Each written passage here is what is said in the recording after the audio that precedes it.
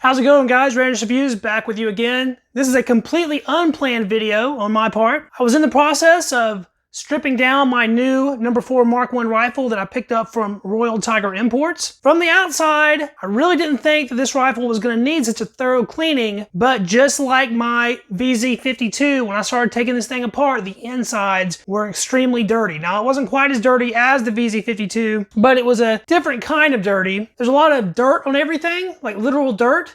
There's also like bug colonies living inside of this.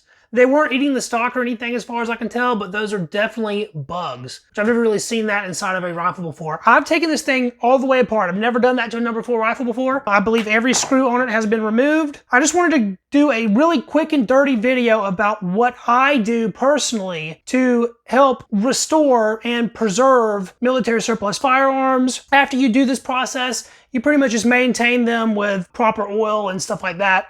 Moving forward, the first thing that you have to do is you have to get your metal parts separated from your wooden parts because the products we're going to use in the metal don't mix with wood. We will get rid of the forestock.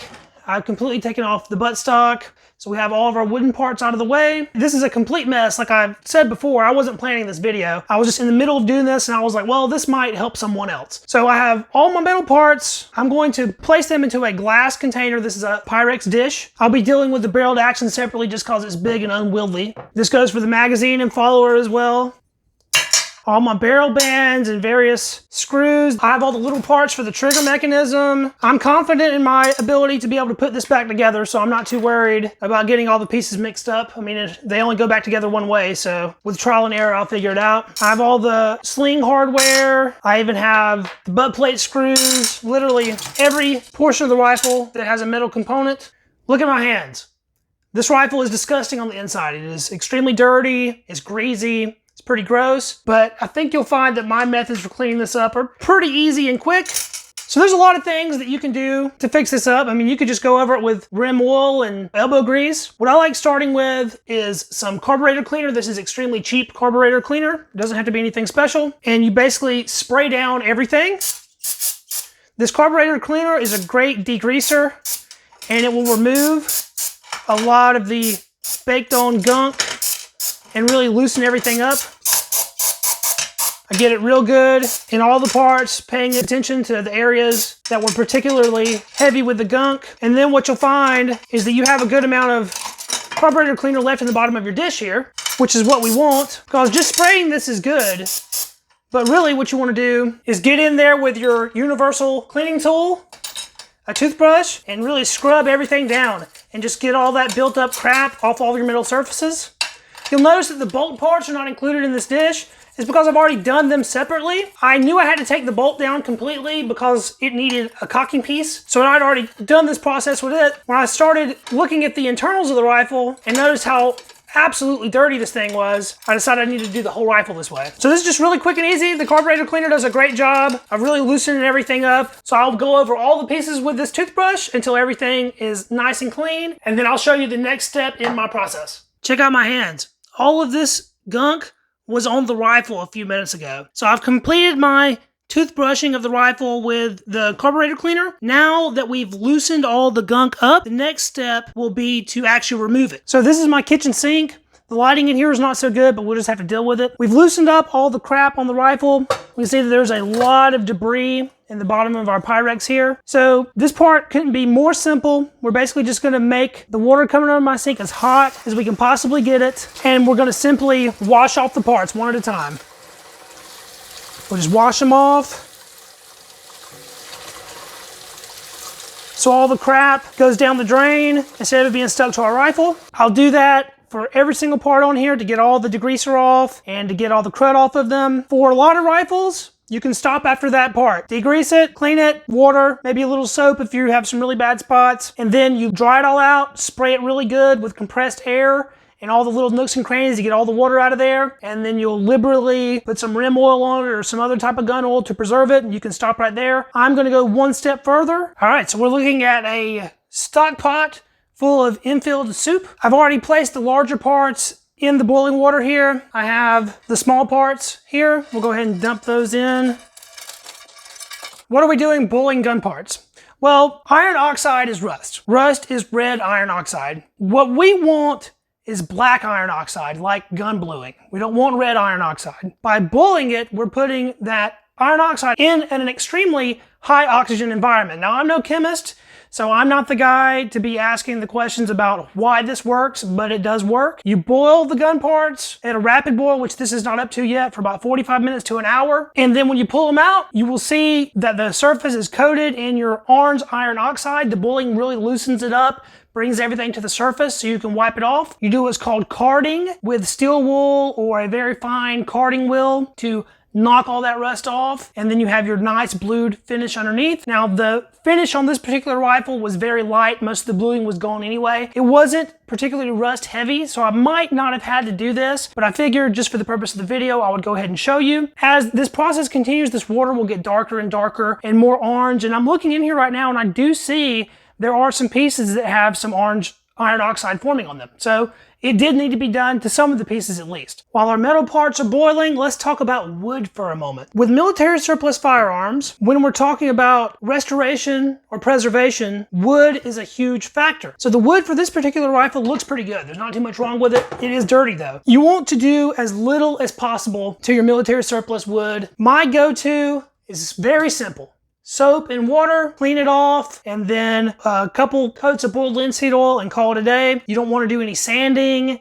You don't want to put any kind of weird strippers or anything on it. You might have to resort to something like that if it is completely soaked in cosmoline, but even then, you don't really have to. I actually like taking a heat gun to those to get the cosmoline out, but on this one, it should be fairly simple. There's nothing really wrong with this wood. It is literally just dirty with dirt. So all we have to do is clean it. That's it. So I'm just gonna wash this down with some warm soapy water. I don't want to go too heavy because I don't want to mess up the finish that's on there. It will, without doubt, remove some of that original finish, but that's not a problem because we're going to bring that right back when we put our linseed oil on it after the cleaning process. On this particular rifle, even though I don't need to do much to the outside of the wood, my main concern is actually going to be the inside of the wood. All that crud that we had on the barreled action is also on the inside of the stock channel here. And if we don't get all that cleaned off well enough, as soon as we put the rifle back together, it'll be right back on the metal again, and it'll be just like we never did anything. We can see up close, down inside of that channel is very disgusting,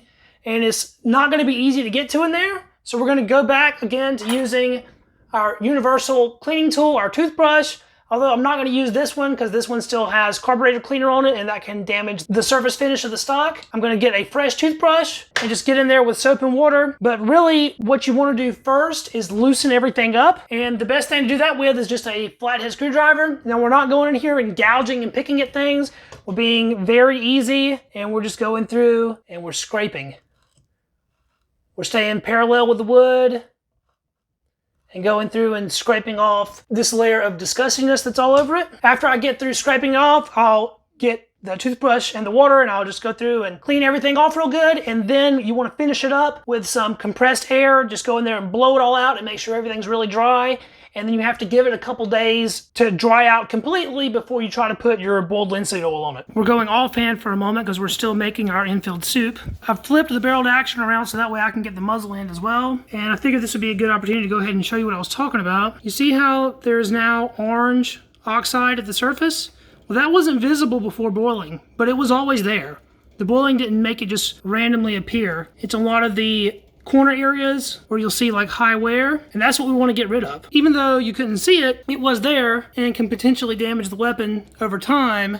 Ideally, we want to preserve these firearms, not only for ourselves, but for future generations as well. So I got everything out of the boiling water, and as it turns out, almost every piece on this rifle have some spots of rust that came up from doing that. So even though I didn't think this rifle needed to be boiled, it actually did. So I'm glad that I went through that. You couldn't see any of this rust in the magazine before, and now it is very visible on all the little internal pieces. So what do we do now? We got rust all over the gun. This part is pretty simple, but it's very time consuming. So there's a couple ways you can do this. The way that I'm going to do it is with steel wool. This is 4/0 steel wool. This piece has actually been used for the same process before, so it's kind of beat up. You can also use a very soft wire brush for this. I've used a Dremel with nylon brushes before. That works pretty good, although the gun will eat that brush up really fast. But basically what you want to do is just very lightly go over the surface of that, and miraculously, that rust just disappears. It just goes away. See, it's not adhered to the metal anymore. It's just on the surface. All you're doing is wiping it away. There's a nice section of rust there, and we'll run the steel wool over that. And look at that. The rust is gone. Just like magic. Like I said, it is time consuming. You have to go over the whole rifle and rub the rust off. If you get to a part that it won't rub off, it needs to be boiled again. So if you get down to just some individual pieces that have some thick rust on it that won't come off, just boil it again. Try it again. It should work out. This won't remove pitting, but it will stop pitting from progressing. If you get a piece that's very pitted, you do this process, you boil it, and then you go over it with your steel wool and get down in those pits to get all the rust out of the inside, and it'll stop that rust from getting worse over time. So this is probably going to take me the rest of the night to just go over and get all the rust off, but it's already looking a lot better. This won't damage your finish as long as you're using 4/0 steel wool. Don't use anything more coarse than that. And you go over it very lightly. You're not scrubbing, you're just wiping it off. After I'm done with this, I'll take all the parts, I'll soak them in diesel fuel, and apparently that helps harden the finish and preserve it. I learned that little tip from Mark Novak over on Anvil Gunsmithing. If you like this kind of thing, definitely check his channel out because it is awesome. So I'm going to finish this carding process and get all the rust removed. Thanks for watching this video, guys. I know it wasn't planned out perfectly, but that's just because I kind of hobbled it together as I was going along. I'm planning one more video for the No. 4 rifle after I get all of this process done and I get the parts in that needed to be added onto the rifle or replaced. I'm gonna put everything back together. So be looking for that last video coming, and then hopefully we'll get this thing out to the range and do some shooting with it. We'll see you guys in the next video. See ya. Peace.